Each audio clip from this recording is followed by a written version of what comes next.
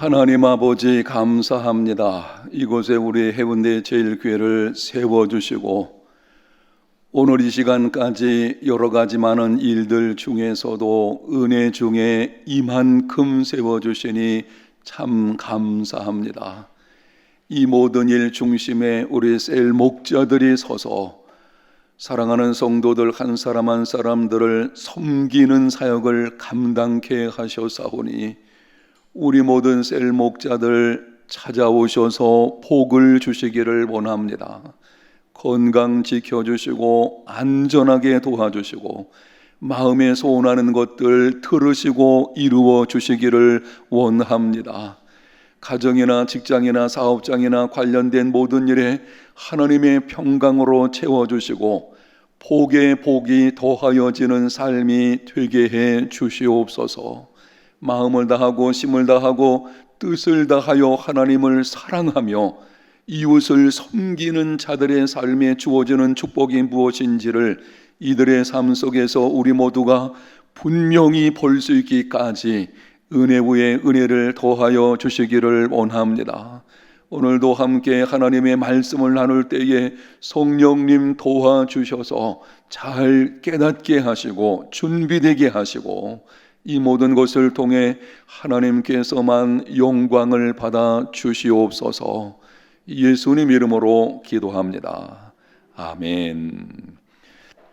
여러분이 가지고 있는 교환, 오늘 하나님의 집을 회복하는 길, 역대하 17장 1절에서 19절 말씀이 되겠는데요. 여러분이 매일 성경책을 먼저 보시면 거기 마음 열고 찬양과 나눔, 서론 부분이 있어요. 하나님의 진리 등대 이미 여러분이 찬송 부르셨고 지난 한 주 어떻게 지냈는지 서로의 근황을 나눠 봅시다. 그리고 거기 서론으로 한 기록이 나오죠. 한번 읽어보겠습니다. 우리 같이 한번 차근차근 읽기만 하고 넘어가겠습니다. 집은 건축하고 나면 끝나는 것이 아닙니다. 지속적으로 관리하고 수선해야 합니다. 만일 건축한 채로 방치해 둔다면 아무리 아름답던 집이라도 금세 낡고 망가질 것입니다. 그런데 이미 망가진 집은 어떻게 해야 할까요? 기초가 튼튼한 집이라면 무너지고 낡은 곳을 수선하고 잘 관리해서 옛 모습을 되찾을 수 있을 것입니다. 우리 영혼의 집도 이와 같습니다. 우리 영혼의 집을 늘 살피고 관리하지 않으면 그냥 망가져 버린다고 하는 것입니다. 우리의 영혼의 집, 우리 마음과 우리 영혼의 상태를 그냥 내버려 둘 수 있어요. 그러면은 결국 문제가 생기게 된다고 하는 것이죠. 회복해야 됩니다. 자, 오늘은 마음 다의 말씀 나눔 크게 세 가지가 나오는데요. 그 중에서 첫 번째 것만 하도록 하겠습니다. 크게 세 문제고 세 가지 나눔이 있거든요. 이 내용 중에서 오늘은 첫 번째 것만 말씀을 나누고 여러분 셀 모임에서도 그렇게 해도 충분할 것입니다. 가지고 있는 교환을 보겠습니다. 첫 번째입니다. 여호사밧이 그 조상 다윗같이 행함으로 그 나라가 견고해집니다. 1절에서 5절 내용입니다. 첫 번째 작은 문제, 여호사밧은 어떤 길로 행합니까? 3절에 보니까는 조상 누구의 길로? 다윗의 길로 행하였습니다. 설명이 잠깐 나오는데요. 여호사밧의 아버지 아사는 통치 초기에 선정을 했지만 말년에 북이스라엘을 견제하기 위해 아람에게 조공을 바침으로 선지자의 책망을 들었습니다. 이에 아사는 선지자를 옥에 가두어 버렸습니다. 죄에 죄를 더하는 거죠. 그는 병이 들어서 위독하게 되었을 때도 하나님을 찾지 않았고 결국 비참하게 죽었습니다. 여기까지 말씀을 정리하면은 이렇게 드릴 수 있겠죠. 시작은 좋았지만 뭐가 안 좋았어요? 나중이 좋지를 않았습니다. 이 아사의 일생을 보게 되면은 처음은 좋았지만 나중은 좋지를 않았습니다. 나중이 좋아져 보이는 사람이죠. 여호사밧은 그 다음 계속입니다. 아버지의 말년을 반면교사로 삼았을 것입니다. 여호사밧은 다윗과 같이 하나님을 견고하게 의지하며 또한 이스라엘을 지키는 데 힘을 다했습니다. 이거는 여러분이 읽기만 해도 이해하기가 충분할 것이고, 여기서 우리가 한 가지 질문하게 되어지는데요. 여호사밧은 조상 다윗의 길로 행하였다, 이렇게 말씀을 하고 있는데, 자, 여러분 잠깐 앞을 보시면은 기억나실 것입니다. 하나님께서 유다 왕국의 10왕들, 계속 되어지는 10왕들에 관한 기준을 누구에게 두고 있죠? 다윗에게 두고 있어요. 다윗같이 행하였다, 다윗같이 행하지 아니하였다.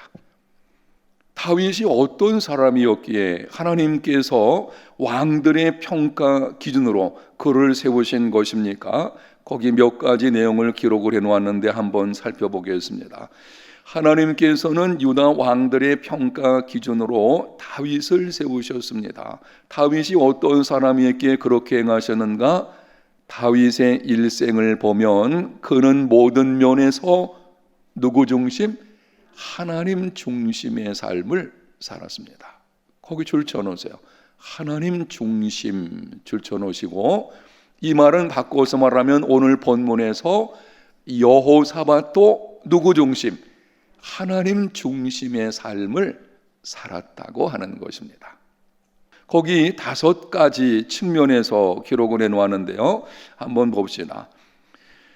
첫 번째는 자신의 고난보다 하나님의 뜻을 더 우선했습니다. 이 내용은 이런 것입니다. 다윗이 사울을 죽일 수 있는 기회가 몇 번 있었죠? 2번 있었죠. 2번. 그런데 2번 다 살려주었어요. 사울을 죽이기만 하면 고난은 끝납니다. 그런데 살려준 이유는 딱 한 가지뿐이에요. 하나님께서 그에게 기름을 부으셨거든요. 그리고 하나님의 기름 부음 받은 자 죽이는 것을 하나님이 기뻐하지 않으십니다. 하나님을 기쁘시게 하려는 하나님의 뜻을 따라서 그 뜻을 이루기 위해서 고난의 길을 그냥 가는 거예요. 이게 다윗의 신앙이었어요. 2번째는 자신의 왕권보다 하나님의 인도하심을 더 우선했습니다. 이 내용은 사무엘하 2장에 나오거든요. 거기 이런 내용이 나옵니다. 사울이 죽게 되었어요. 자, 여러분이 한번 생각을 해보십시다. 다윗은 이미 하나님께로부터 장차 사울을 이어서 왕이 될 것이라고 기름 부음을 받았어요. 백성들도 알고 있었어요. 사울도 그것을 알았기 때문에 다윗을 죽이려고 했던 것입니다. 그리고 다윗은 백성들에게 존경받았어요. 사울이 죽인 자는 천천히요, 다윗이 죽인 자는 만만이라고 그랬거든요.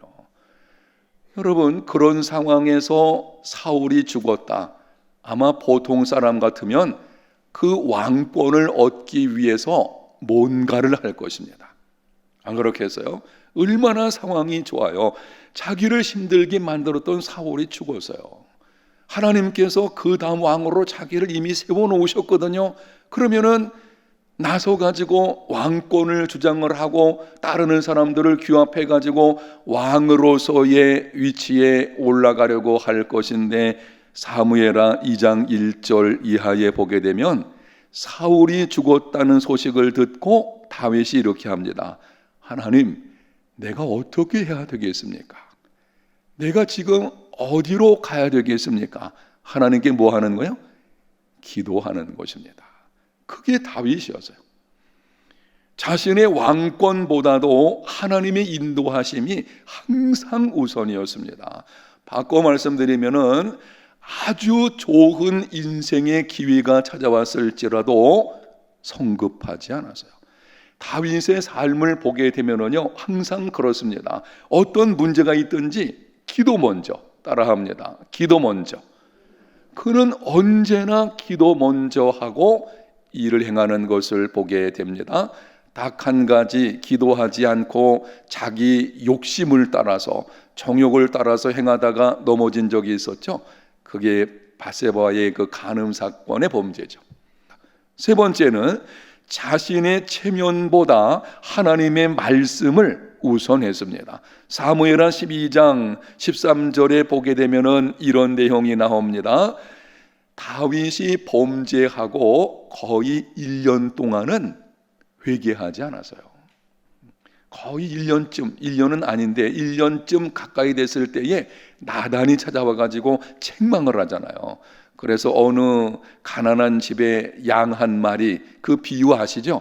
그 비유를 들어서 다윗에게 말하고 책망하죠. 당신이 그 사람이라. 그때 다윗이 어떻게 했습니까? 그 순간 말하기를 내가 뭐 하였노라? 죄를 범하였노라.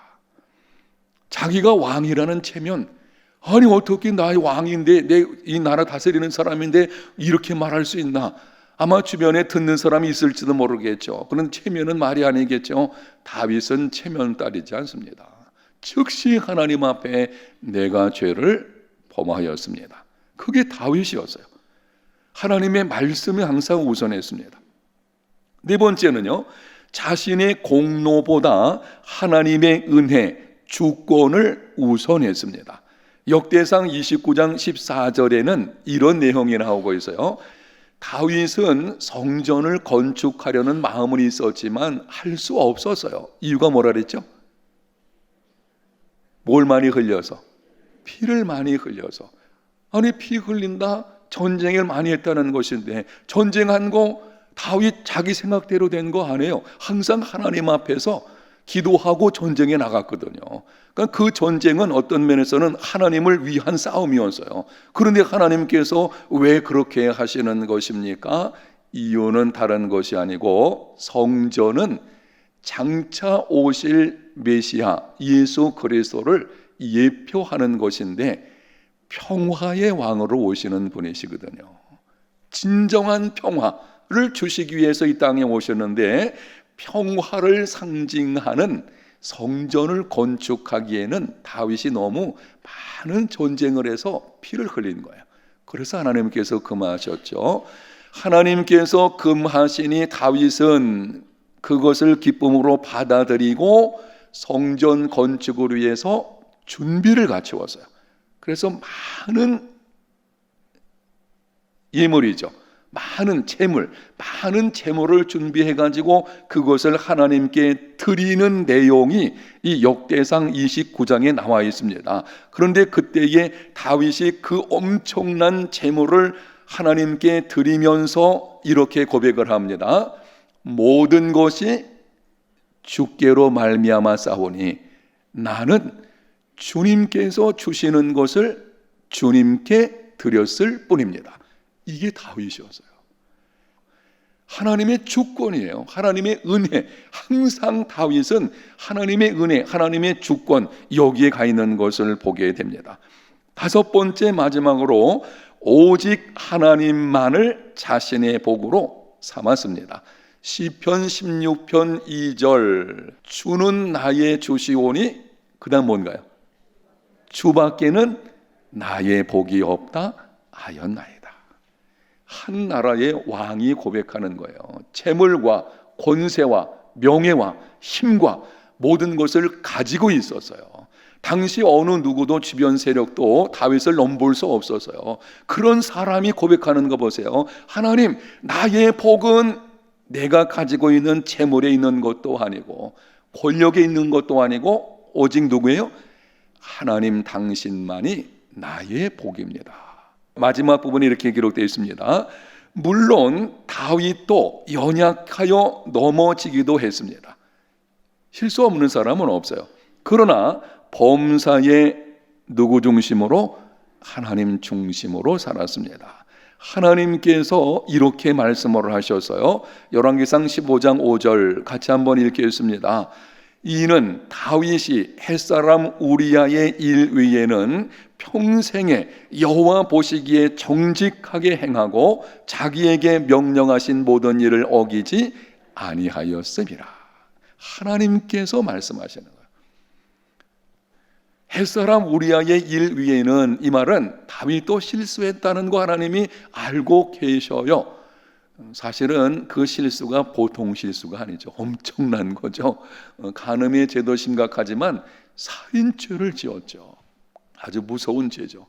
오늘날 같으면 아마 버림받아 마땅한 사람인데, 이 사형 선고 받아야 마땅한 사람이겠죠. 하여튼 평생에 하나님이 인정하시는 거예요. 평생 동안 여호와 보시기에 정직하게 행하고 모든 명령에 순종하였다. 한번 따라합시다. 평생에 이러한 삶이 되시기를 축복합니다. 여기서 우리가 한 가지 깨닫게 되는 건 이거 있습니다. 우리도 다윗처럼 믿음 생활의 본이 되면은 좋겠다라고 하는 것이죠. 하나님께서 다윗을 열왕들의 판단 기준으로 삼으셔서요, 하나님께서 나의 믿음을 잣대로 세우실 수 있다면, 아마 이런 믿음의 상태에 살아간다면 정말 이 믿음은 귀하다고 할 수 있겠죠. 우리가 믿음 생활에 본이 되는지 한번 살펴볼 필요가 있겠죠. 2번 보겠습니다. 여호사밧이 하지 않은 일은 무엇이고 또 한 일은 무엇입니까? 3절에 보게 되면 여호사밧은 바알들에게 구하지 않았고, 4절에 보게 되면 오직 그의 아버지 하나님께 구하며 그의 계명을 행하였습니다. 이거는 정답을 여러분에게 기록해 놓은 것이니까 여기서 우리는 한 가지 질문하게 되는데요. 여러분에게 이제 이거 참고상으로 말씀드리는 거예요. 거기 기록되어 있습니다. 이스라엘 백성들이 가나안 땅에서 바알과 아세라 우상을 섬긴 이유는 무엇인가? 우리가 한 번쯤 생각해 볼 필요가 있는 것인데요. 여러분이 성경 역대하 말씀을 쭉 지금 매일 성경을 통해서 읽고 있는데요. 거기 내용을 쭉 보게 되면은 이 왕들이 거의 정직하게 행한다고 할 때에는 우상을 제거하는 거예요. 그러니까 우상을. 아니, 이스라엘 백성들이 하나님을 섬기는 백성들인데 우상을 그렇게 섬기는, 이게 너무 뿌리가 깊어가지고 이게 빼기가 어려울 정도예요. 그 우상을 그렇게 섬긴 이유가 뭘까? 한 번쯤 우리가 생각해 볼 필요가 있지 않겠습니까? 조금 더 확장시켜서 말씀드리면 이렇게 볼 수 있어요. 애굽에서 남은 이스라엘 백성들이 가나안 땅에 들어오게 되었습니다. 그래서 가나안 땅에 정착해 가지고 우상에 빠져들기까지는 한 세대가 지나면서부터, 이건 이 말을 뭔가 하면은 얼마 지나지 않아서 우상에 빠지게 되었어요. 아니, 어떻게 쉽게 우상을 섬기는 삶을 살 수 있나요? 이거 오늘날 우리들도 마찬가지입니다. 왜 이런 이유가 생기게 됐을까요? 한 두 가지 정도로 볼 수 있는데, 첫 번째는 이겁니다. 하나님이 어떤 분이신지를 바르게 알지를 못한 거예요. 제가 설교 시간이나 강의 시간에 종종 말씀드리는 거 기억해 보십시오. 한번 따라합니다. 지역신, 민족신, 하나님을 그렇게 알고 있었어요. 하나님은 이스라엘 백성들의 하나님이시고, 그리고 하나님은 이스라엘 백성들이 거하는 여기에 임하시는 분이시다. 이런 방식이죠. 이 분명한 인식을 갖지 않게 되면은요, 우리의 삶이 나눠지는 거예요. 왜 교회의 모습과 교회당 밖에서의 모습이 나눠지는가요? 왜 교회 안에서의 모습과 가정에서의 모습이 나눠집니까? 하나님에 대한 인식이 희미하기 때문에 그래요. 하나님은 교회 하나님이시지. 근데 우리는 알고 있다고 하지만, 뭐 그렇게 들어서 알고 있지만 실제 삶을 보게 되면은요, 거기에 대한 분명한 확신과 존중에 이를 만한 그런 믿음은 없는 거죠. 이게 문제되는 거죠. 이게 첫 번째 이유입니다. 지방신 혹은 지역신, 이런 개념으로 생각하는 거죠. 두 번째 이유는 뭔가 하면은, 하나님은 항상 이런 방식으로 말씀을 하십니다. 거룩해라. 그렇죠. 내가 거룩하니 너희도 거룩하라. 그리고 너희들 가나안 땅에 들어가 살 때에 절제해라. 이런 방식이죠. 그런데 바알과 아세라 신은요, 전혀 그런 게 없어요. 쾌락주의입니다. 아주 방탕하고 음란하고 쾌락을 추구하는 거예요. 그냥 자기 마음대로 해요. 자, 여기서 우리가 한 가지 질문해 보겠습니다. 우리의 죄악된 본성은 그냥 솔직히 말씀드리면 이런 거죠. 여러분 생각해 보세요. 쾌락을 더 좋아할까요? 아니면은 절제하고 거룩을 추구하는 걸 더 좋아할까요? 이 본성, 죄악된 본성은요, 쾌락을 쫓게끔 되어져 있어요. 그러니까 우상을 섬기는 게 너무 쉽고 그냥 좋은 거예요. 그냥 그거는 어떤 면에서 죄악된 본성에서 본다면 자연스러운 일인 것입니다. 근데 하나님을 섬기려면 절제해야 되죠. 거룩한 삶을 위해서 자기 자신을 돌아봐야 되죠. 이게 쉽지 않은 것입니다. 하지 말아야 될 것도 있죠. 뭐 이런 것이죠. 그러니까 힘들죠. 어떤 면에서는. 그러니까 바알과 우상을 그냥 쉽게 섬기는 일이 벌어지는 것을 볼 수가 있습니다. 하여튼 이렇게 우상을 섬김으로 문제가 많이 일어나게 되었죠. 그런데 여호사밧은 바알에게 구하지 않고 오직 하나님께만 구하고 그의 명령을 순종했다라고 하는 것이죠. 우리도 그렇게 돼야 되겠죠. 나눔 보겠습니다. 나눔 1, 오늘 여기까지인데요. 같이 한번 읽겠습니다. 이스라엘이 회복되는 길은 새 길을 찾는 것이 아니라 조상 다윗이 걸었던 옛 길을 따르는 것입니다. 여호사밧은 이를 증명하는 삶을 살았습니다. 우리 공동체의 회복을 위해 우리가 다시 걸어야 할 옛 길은 무엇인지 서로 나누어 봅시다. 자, 여러분 정리해 드리니까 잘 들어보셔야 돼요. 하나님께서 유다 왕들 중에서 정말 바르게 행하는 자들은 다윗처럼 행했다, 이렇게 말씀하고 있거든요.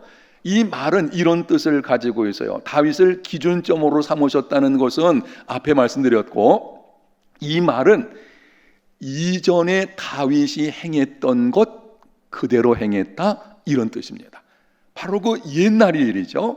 옛날에 다윗이 보여주었던 그 믿음의 모습대로 행하였다고 하는 것입니다. 그래서 우리에게 오늘 나눔에 질문하는 거예요. 우리 공동체의 회복을 위해, 이건 교회를 말하는 것입니다. 우리 교회 공동체죠.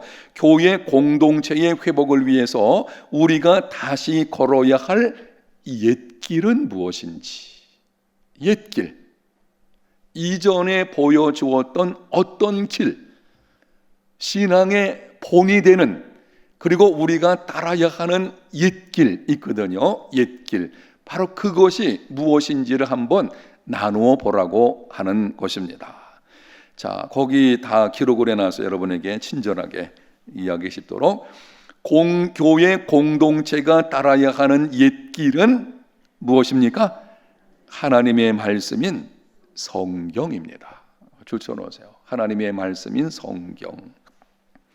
교회는 성경대로 끊임없이 개혁되어야 합니다. 옛길을 찾는다는 것은 그런 뜻입니다. 교회는 성경대로 끊임없이 개혁되어야 됩니다. 여러 가지 면에서 세상에 본이 않고 있을 때에는 회복해야 되거든요. 그 회복하는 것은 옛길을 가는 거예요. 그건 바로 다른 것이 아니고 성경대로 돌아가는 것이죠. 그러면은 이렇게 볼 수 있겠죠. 성경대로, 그러니까 좀 너무 넓어 보이잖아요.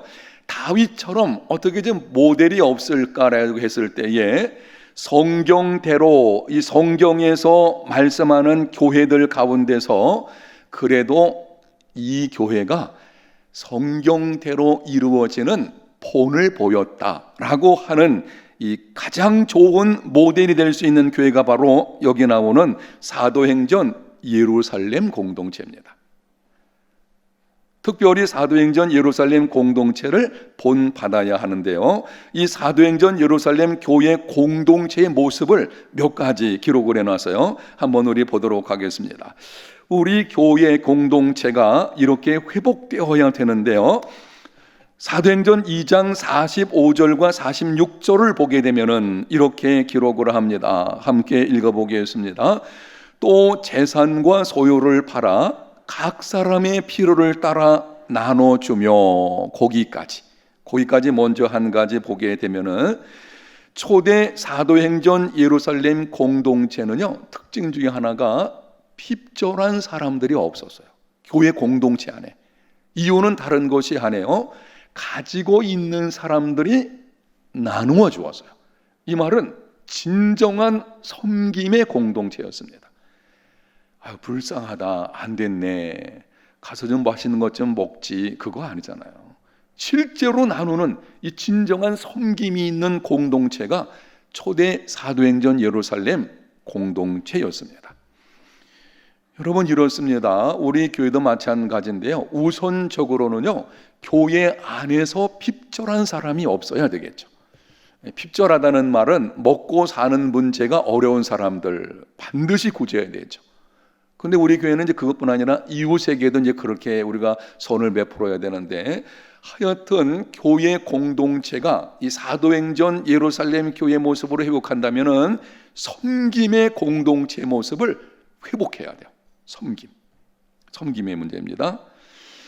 그 다음은 이렇습니다. 날마다 마음을 같이하여 성전에 모이기를 힘쓰고, 그 다음 어디에서 떡을 떼며 집에서 떡을 떼며 기쁨과 순전한 마음으로 음식을 먹었다. 거기 여러분이 동그라미 쳐놓으세요. 성전에서, 그리고 집에서. 초대 사도행전 예루살렘 교회는요, 전체가 성전에서 모이고, 그리고 집에서, 오늘날 우리 교회로 말하면은 무슨 모임을 가진 거예요? 셀 모임을 가진 것입니다. 대그룹 공동체와 소그룹 공동체가 함께 이루어진 것을 볼 수가 있어요. 교회 공동체는요, 이 두 가지가 함께 있어야 됩니다. 요즘에 자꾸 그 온라인 예배이다 보니까는 자꾸 개인적으로 나가는 경우가 있는데요, 전체 모임 너무 중요합니다. 반드시 있어야 돼요. 동시에 전체 모임으로서만은 또 어렵습니다. 셀 모임 반드시 있어야 됩니다. 왜냐하면 대그룹 공동체는 서로를 진정으로 알아가는 건 어려워요. 안 그렇습니까? 여러분, 주일날 보게 되면은 뭐 옆에 아는 분 잘 모르는 경우도 있잖아요. 우리 교회 규모만 해도 잘 모르는 경우들이 있잖아요. 그래서 셀 모임 공동체, 셀 모임이 반드시 있어야 되는 것을 보게 됩니다. 이 두 개가 같이 있어야 돼요. 성전에서 모이고 집에서 모이고, 바로 이런 모습이었죠. 그 다음 사도행전 4장 29절에 가서 보게 되면은 이 초대 사도행전 교회들이 이렇게 기도를 합니다. 주여, 이제도 그들의 위협함을 굽어 보시옵고, 또 종들로 하여금 담대히 하나님의 말씀을 전하게 하여 주시오며. 자, 여러분이 사도행전 4장에 나오는 초대 예루살렘 교회의 기도를 한번 잘 들어보세요. 하나님, 그들이 위협하는 것을 굽어보시옵소서. 그리고 그 다음 기도가 이겁니다. 종들로 하여금 담대히, 거기 동그라미 쳐놓으세요. 담대히 하나님의 말씀을 전하게 하여 주옵소서. 여러분, 이 기도를 가만히 보게 되면요, 우리는 이렇게 기도할 수 있잖아요. 하나님, 우리가 너무 위협을 받습니다.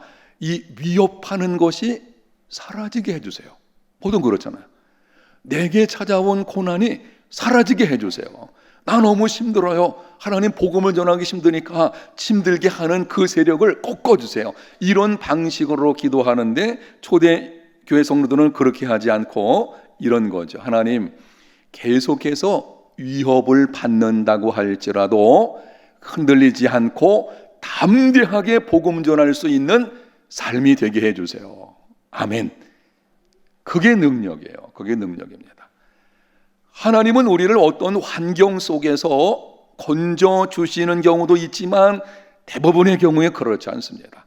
그 환경에서 그것을 이겨내는 삶을 살기를 원합니다. 교회 공동체가 그렇게 되는 거예요.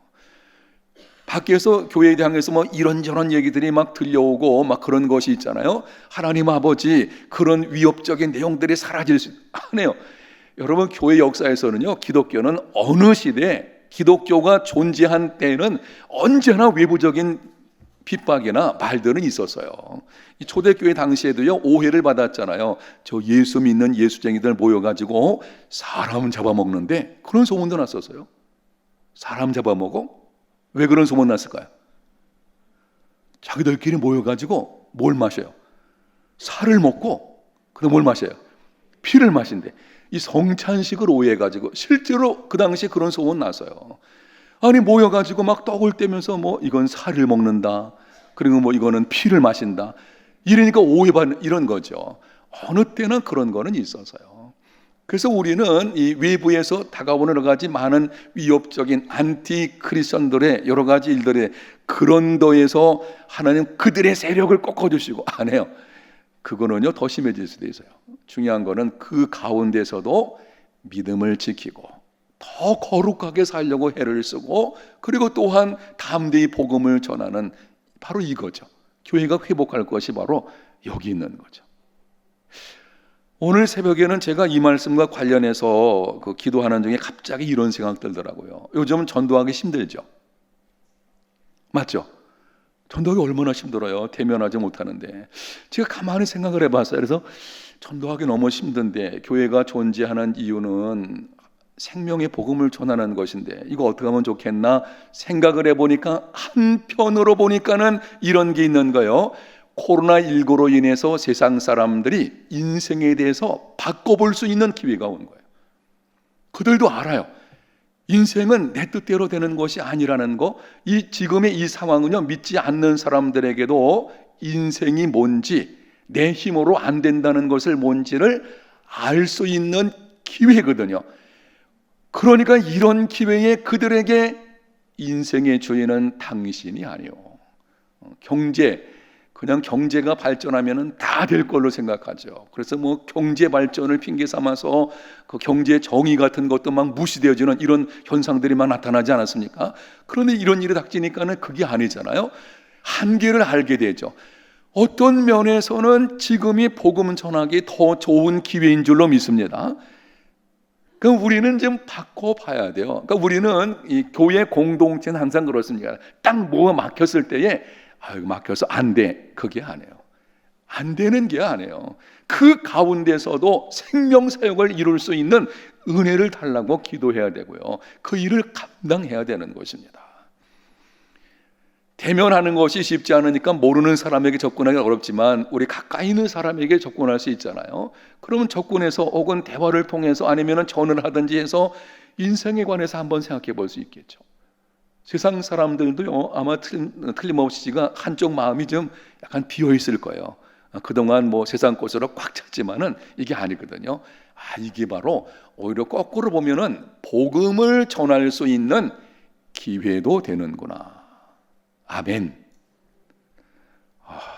저만 아멘이고 여러분들이 아멘 소리 너무 적어서.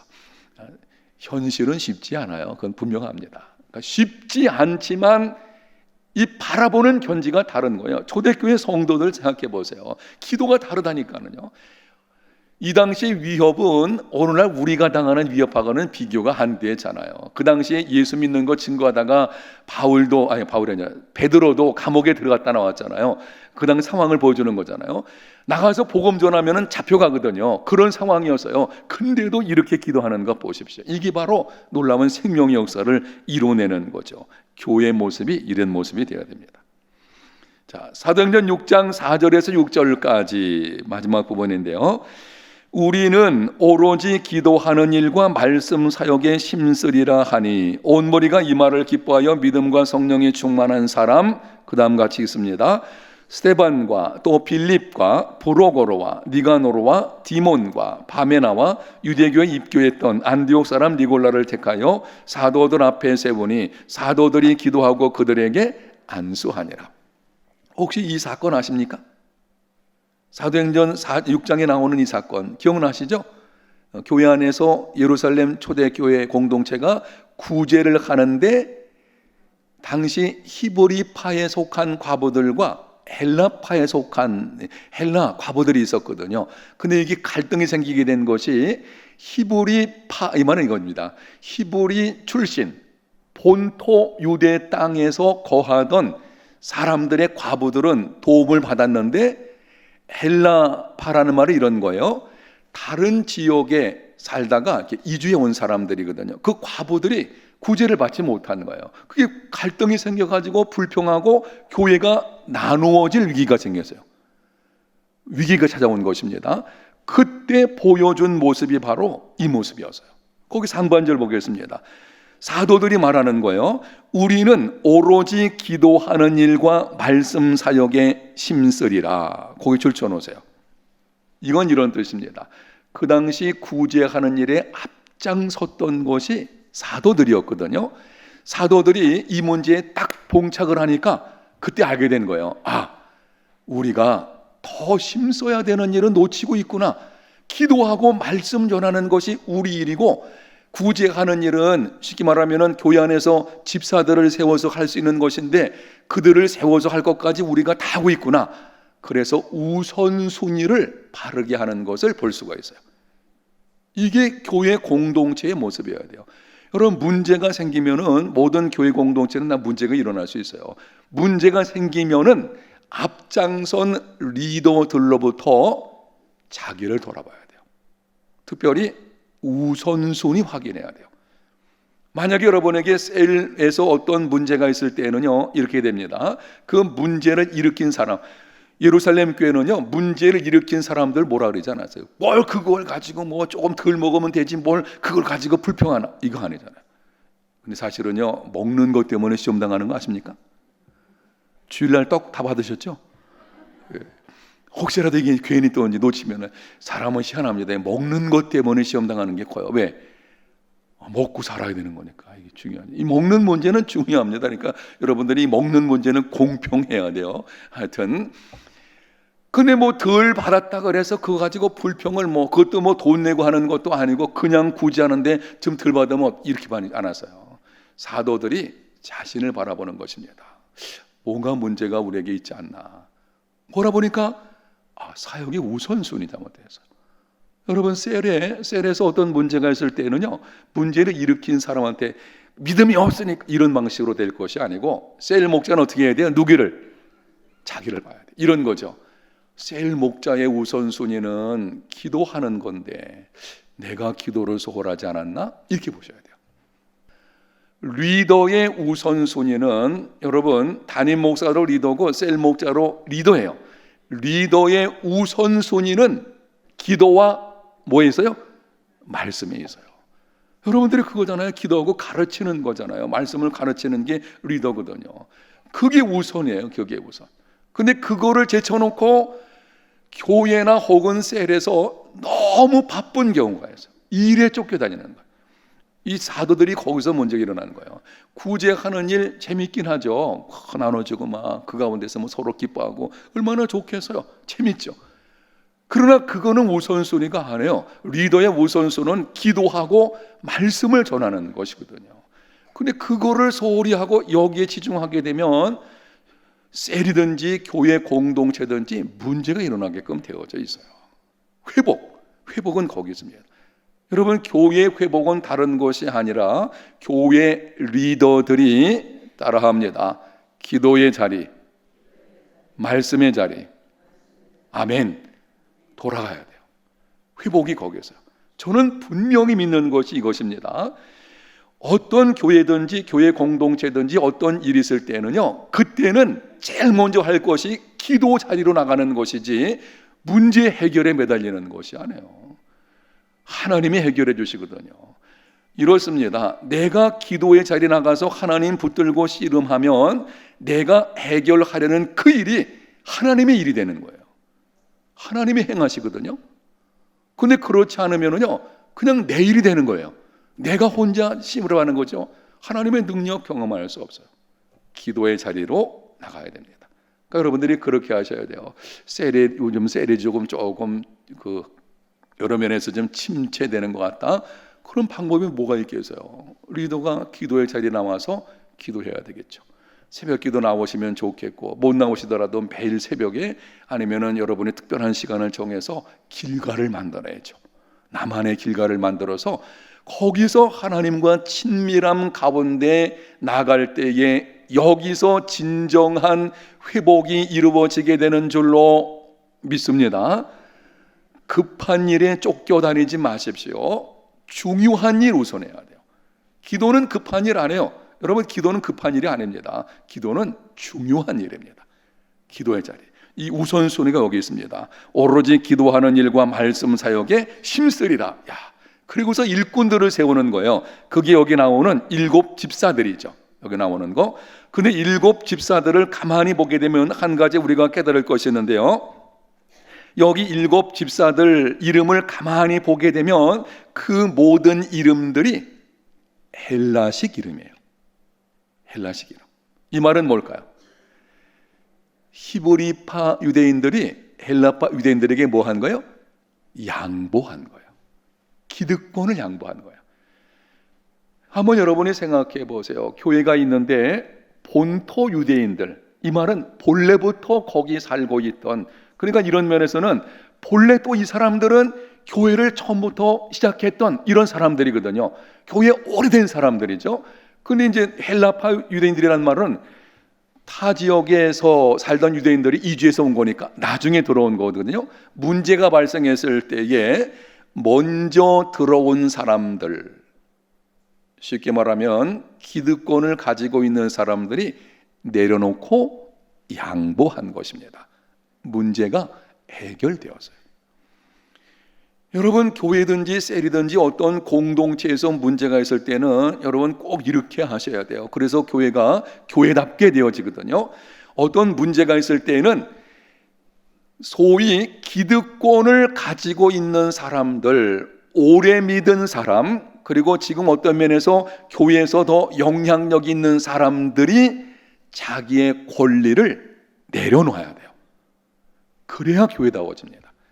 그렇지 않고 문제가 있을 때에 내가 이 교회를 뭐 어떻게 그동안 이렇게 많이 섬기는데 라고 해가지고 기득권을 주장하게 되면은요, 교회는 교회다워지지 않게 되는 것입니다.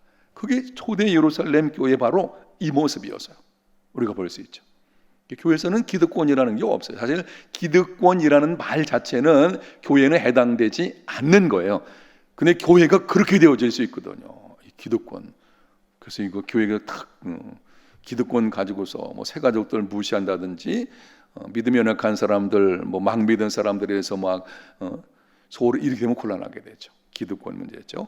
바로 여기에 있게 되죠. 이러한 모습을 본받아서 회복해야 된다 하는 것입니다. 결론으로 말씀드리면 이렇습니다. 회복은 따라합니다. 회복은 성경대로 돌아가는 것이다.